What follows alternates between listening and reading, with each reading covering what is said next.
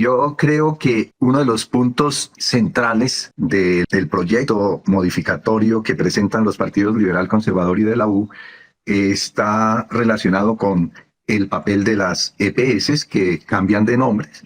Es algo que se ha propuesto muchas veces en el pasado al nombre de gestoras. En mi opinión, lo que se hace en esta propuesta es reafirmar ese rol central de las EPS, fortalecer el sistema de aseguramiento y el papel predominante de las EPS, manteniendo la función medular del aseguramiento, que es la gestión del riesgo integral en salud, permeando todo el sistema. Cuando hablemos de las redes y de los otros aspectos que ha mencionado Eduardo, pues podemos ver que siempre las EPS con su nuevo nombre están presentes allí, ¿sí? Ahora, esta propuesta recuerda mucho al proyecto de ley 010 que se presentó al Congreso en el año 2020, en la medida en que es un fortalecimiento, y así lo dice este documento, un fortalecimiento del modelo de aseguramiento. Pues para quienes venimos estudiando todo el proceso de la reforma, no es una sorpresa que esto ocurra, ¿sí? Porque en el momento en que el presidente Petro hace parte de su coalición de gobierno estos partidos, cuyos principales representantes fueron los gestores de la Ley 100 y quienes han defendido los intereses de las EPS durante estos 30 años, pues era de esperarse que una reforma que se planteara reformar estructuralmente o radicalmente el modelo de aseguramiento no iba a contar con el apoyo y la participación de estos partidos de la coalición. Entonces, lo que representa la propuesta es un cambio en lo que el gobierno inicialmente había plasmado en el proyecto que radicó en el Congreso. Porque de eliminar la intermediación financiera y administrativa de las EPS se pasa aquí en este punto, y es la palabra que le ha dado el presidente tanto a los representantes de las EPS como a los miembros de estos tres partidos de la coalición, que no se eliminarán las EPS y por el contrario, yo creo que se va a mantener ese rol predominante, ¿sí? Sobre todo a través de la gestión integral del riesgo. Y en ese sentido es una reafirmación de la política que han establecido los ministros de Salud, Gaviria y Ruiz, durante los gobiernos de Santos y de Duque, a través de la política de atención integral en salud del país y del MIAS. Yo creo que lo que esta propuesta hace es afianzar mucho más el país y el MIAS, manteniendo en las EPS ahora como gestoras ese rol fundamental de la gestión del riesgo financiero y de la gestión del riesgo en salud, que creo que es un hilo conductor a través de toda la propuesta. Voy a tratar de resumir en 3 puntos. Uno es más conceptual sobre el debate entre si es mera intermediación financiera, como lo ha sostenido la ministra desde hace mucho tiempo, o sobre si es un sistema de aseguramiento. Y yo creo que es un sistema de aseguramiento. Es el negocio de asegurador que se introdujo con la Ley 100 a partir de la experiencia que se había tenido, sobre todo en el sistema de salud norteamericano, cuando desde 1978 en la administración Nixon se promulgó la ley de las HMO, que fue la conjunción entre las compañías aseguradoras y los prestadores de salud. Entonces yo creo que, aunque eso es un debate para largo que no lo hemos dado entre quienes nos interesa, pero yo pienso que no hay duda de que este es un negocio del asegurador. Sí. En segundo lugar, hay un aspecto técnico, y es la propuesta de los partidos de la coalición de gobierno introducen la figura de que la UPC, sí, que sería la prima en el caso del aseguramiento, que la UPC debe tener un componente fijo y un componente variable. El componente variable, que se plantea como un incentivo por los resultados en salud, pues sería un dinero que le quedaría a las EPS, y eso no se toca, ¿sí? Y el componente fijo de la UPC, que debería calcularse técnicamente de una manera muy amplia para garantizar que se puede pagar la prestación, tendría, la propuesta plantea que la Superintendencia de Salud y la Superfinanciera tengan los ojos puestos sobre la ejecución de esos dineros. y que los excedentes, plantea la propuesta, pues no puedan ser girados ni puedan permanecer en las arcas de las EPS. Esto de permanecer es importante porque no está claro todavía si se le va a entregar a las EPS la UPC, ¿sí?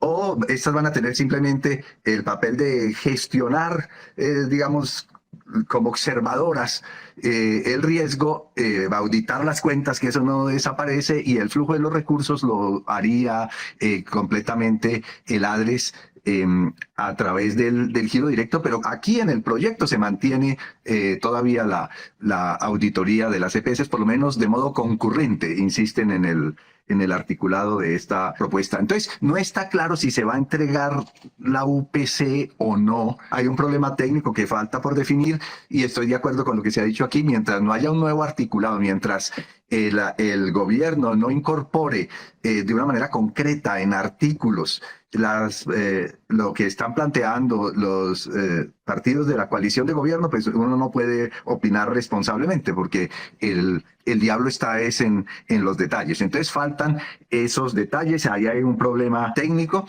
y luego está el problema político y el problema de cuál es el beneficio para el país en el manejo de los recursos, porque nadie está discutiendo que las EPS o gestoras obtengan utilidades sobre su dinero, sobre su inversión, pero sobre ese cliente que es el Estado, que le paga esa prima de seguro poblacional o ese seguro social, aseguramiento social, pues las utilidades sí tienen que estar absolutamente controladas y reguladas. Y dado que existe un problema en el que hay consenso de que los recursos para salud son muy limitados. Aunque se quisiera financiar mejor y se necesita financiar mejor el sistema de salud, pues de un lado están las disposiciones legales de la regla fiscal, de otro lado la economía del país es muy pobre y no permite tener los recursos que se debieran invertir en el sistema de salud. Entonces, si esos recursos son limitados,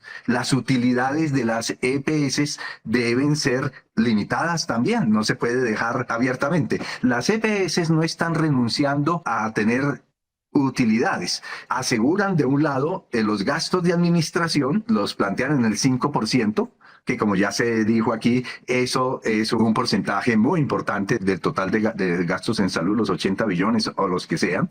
Y hay la experiencia, por ejemplo, en la EPS Salud Mía, que es una EPS sin ánimo de lucro, si uno mira los informes financieros anuales, desde que existe esta EPS, los gastos de administración nunca han superado el 3%.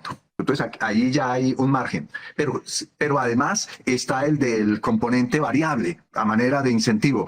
Pero además, al hacer la gestión del riesgo financiero, están auditando las cuentas y entonces siempre están calculando allí actuarialmente que les quede algún beneficio. Yo creo que lo que sí podríamos ponernos de acuerdo es en cómo regular, controlar estas utilidades férreamente y vigilar para que no ocurra lo que ha ocurrido hasta ahora, que el margen de utilidades, la rentabilidad, pues haya sido el secreto mejor guardado de las EPS, con el argumento de que algunas EPS son privadas, pero resulta que es que están trabajando con los dineros del Estado y sobre eso tiene que haber transparencia. ¿Cuántas son esas utilidades y que esas utilidades sean de acuerdo a la realidad del sistema y en beneficio de la salud de la población? Porque lo que se le resta en utilidades a los gastos en salud va en detrimento de los salarios para el talento humano y los trabajadores y del modelo de atención y del modelo de prevención, que de eso no hemos hablado, cómo lo plantea este proyecto. Bueno, empiezo con lo primero que señaló Víctor. Él reconocía no se puede hacer reforma sin EPS, pero no sé si en este punto sería mucho pedirle al presidente Petro algo de autocrítica, porque hizo toda la campaña electoral y radicó un proyecto de ley donde el punto central era la eliminación de las EPS en cuanto a intermediación financiera y administrativa. Y bastó una citación de César Gaviria, Efraín Cepeda y Dilian Francisca Toro para que entonces se acepte y se entre a negociar, ¿sí? Pero lo primero es eso, ahí hay un problema de política, pero bueno, ya estamos en el terreno de que se está negociando con las EPS. Sobre los determinantes sociales. Este proyecto modificatorio, como lo llama Eduardo, plantea que el Estado es el responsable de la intervención sobre los determinantes sociales, plantea de nuevo la comisión intersectorial, tanto a nivel nacional como a los niveles, distintos niveles territoriales. Pero yo creo que se mantiene todavía esa concepción de que se van a modificar los determinantes sociales a través de una vía burocrática, a través de la política pública, donde son los ministerios a nivel nacional, el de vivienda, el de agricultura, el de tal, los que coordinan, y eso como por arte de magia va a tener un impacto positivo sobre los determinantes sociales. Partimos de que sin transformar las condiciones de vida no va a haber prevención y promoción, ¿sí? Pero la única manera de transformar esas condiciones de vida es desarrollando la producción, la economía del país, el crecimiento económico del país.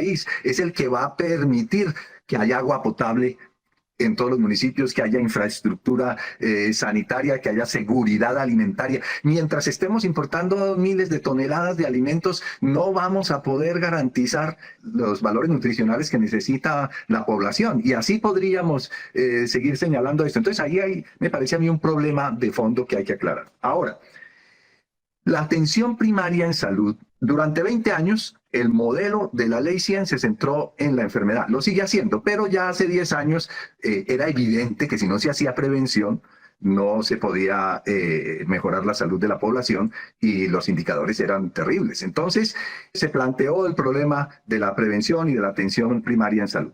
Pero hay que tener en cuenta lo siguiente: se puede hacer atención primaria en salud con aseguramiento o atención primaria en salud sin aseguramiento.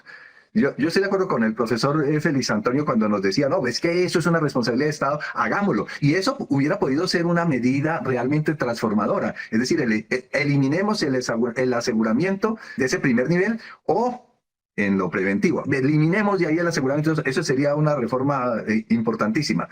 Pero tal como se está planteando y como lo plantean este proyecto modificatorio, no se modifica eso porque las EPS tienen CAPS. Y se ha dicho, la ministra lo ha dicho desde el principio, en donde existan esos CAPS del aseguramiento se van a mantener. Incluso hay una ventaja del sector asegurador en la atención primaria porque esa infraestructura, aunque todavía sea muy limitada, no tiene los problemas del sector público y de los hospitales públicos. Esta propuesta modificatoria plantea que los hospitales públicos se conviertan en CAPS. Ahí empiezan también a emerger otra serie de problemas, porque entonces la tendencia va a ser a dejar los hospitales públicos a ese nivel, ¿sí? Y los de mediana y alta complejidad van a tender a extinguirse y eso se va a concentrar en el negocio. Ahora, la propuesta modificatoria de los partidos convierte en puerta de entrada a los CAPS, ¿sí? Algo que el presidente Petro había mencionado en su alocución en Aracataca, ¿sí? Y la ministra en aquel momento.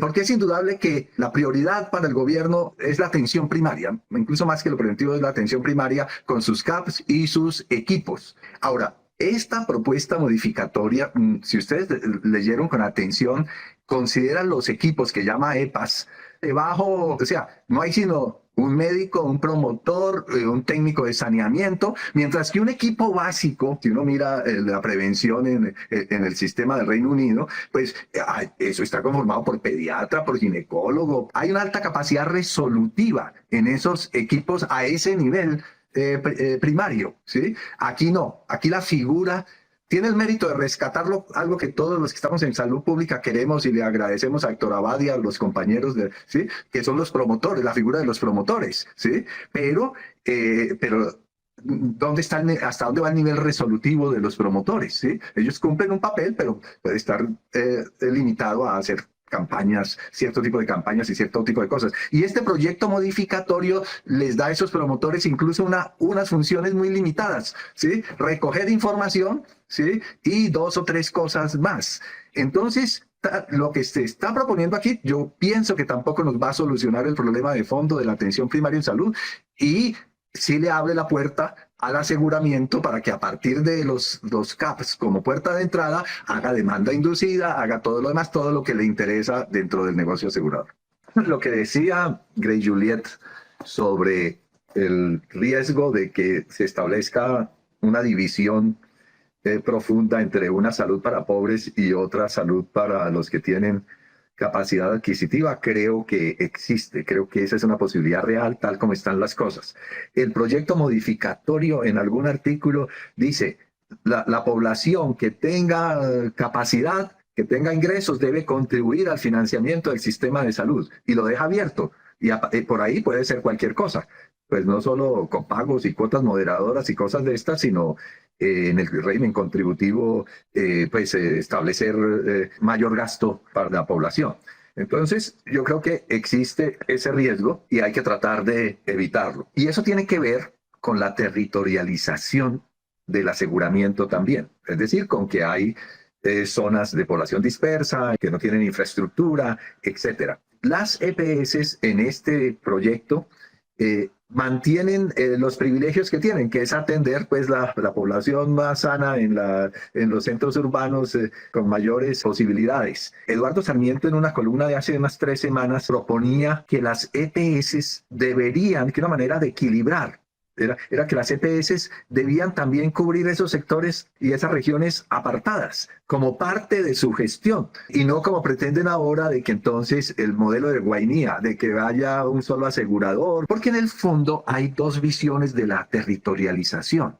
La del aseguramiento, que no es sino una redistribución del mercado, y entonces decir, ustedes que son fuertes en tal parte, ustedes controlan este mercado de afiliados y tal, y la territorialización de responder a las necesidades de la población en un ámbito específico, con unas condiciones específicas, que creo que es hacia lo que se debe tender. El riesgo también de que se afiancen las inversiones extranjeras en el sistema de aseguramiento, eso está vivo también, y el proyecto no menciona eso, pero es evidente que hay intereses de las grandes aseguradoras que, entre otras cosas, por ejemplo, en Estados Unidos es claro, han ya incursionado en la atención primaria de una manera contundente al comprar o fusionarse, por ejemplo, con las grandes cadenas farmacéuticas y convertir las farmacias en centros de atención primaria. Entonces, Aetna se fusionó con CVS, que es una de las grandes cadenas de... Sí, Aetna es la tercera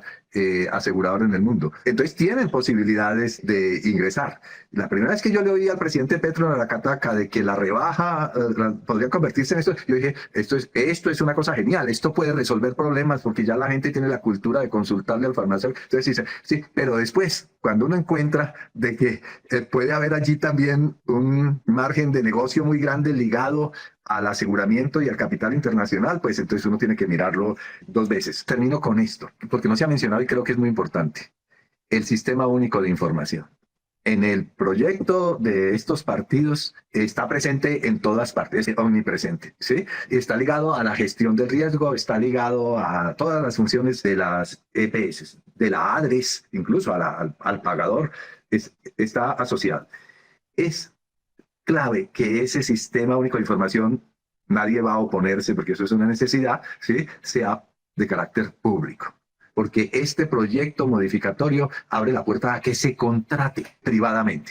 Y esas mismas corporaciones aseguradoras que tienen ahora proveedores de medicamentos, etcétera y tal, también tienen brazos corporativos que están dedicados a los sistemas de información de salud a través de los cuales se puede controlar todo el control de la salud. Entonces, esa es una alerta y ese es un punto para profundizar, porque eso implica muchas cosas técnicas. Pero eso de la interoperabilidad que está omnipresente tiene que ver con un problema que debe quedar claro en una reforma. Bueno, primero yo soy del bando de los optimistas, entonces me puse a mirar dentro de este proyecto de los partidos qué se puede relevar y encuentro que el capítulo sobre política farmacéutica está enrutado dentro de lo que creo que todos deseamos, que es fortalecer la industria farmacéutica nacional. Y también encuentro que el planteamiento que hacen las EPS de que los excedentes de su gestión se reinviertan en la prestación del servicio es una idea fundamental que hay que desarrollar. Para mí, la mejor manera de hacerlo es un balance entre EPS públicas y privadas y entre las privadas, entre las con ánimo de lucro y sin ánimo de lucro. Creo que la experiencia de los prestadores sin ánimo de lucro muestran que con todos los problemas, no voy a defender, a decir, pues no soy inocente de que en el sin ánimo de lucro no hay quien se lucre, pero la experiencia de los prestadores muestra el crecimiento durante estos años de Valle del Lili, de la Pablo Tobón Uribe, de la Santa Fe, etcétera. Y algo de eso podría ilustrar a las aseguradoras. Sobre la pregunta del papel de la sociedad civil, yo creo que es fundamental. Esto no se puede reducir a este pacto ahora entre el gobierno y los partidos políticos de su coalición. Eso sería lo peor que podría pasar, de que entonces se pongan de acuerdo y que si tienen mayoría, entonces pupitríen la reforma. No, creo que los partidos independientes y los partidos de oposición tienen que partir, pero sobre todo que las asociaciones científicas, la academia, que apoyaron incluso el gobierno, que Petro dijo que cooptaba las 14 propuestas fundamentales y después lo que hemos escuchado es quejas de que no se han tenido en cuenta en la discusión, que los trabajadores de la salud tienen que participar, que los usuarios tienen que participar, ¿sí? Que todos los que consideramos que tenemos una opinión podamos intervenir siempre pensando en la salud de la población, ¿sí? ¿Qué es lo que beneficia a la salud de la población? Hacer un gran frente en ese sentido. Y sobre los determinantes sociales, que Eduardo volvió a preguntar sobre esto, hombre, con que se hicieran dos cosas, yo creo que habría un enorme avance. Una, que se garantice agua potable para la mayoría de la población, que hay que meterlo en el plan de desarrollo, que ese es un problema, pero resolver eso. Segundo, la seguridad alimentaria. Y entonces tiene que haber una política de que produzcamos alimentos. Sin, vuelvo y digo, mientras estén los TLC condicionando la agricultura en Colombia, no vamos a poder tener nutrición para garantizar nutrición para la población. Entonces el gobierno tendría que trabajar en esos dos sentidos.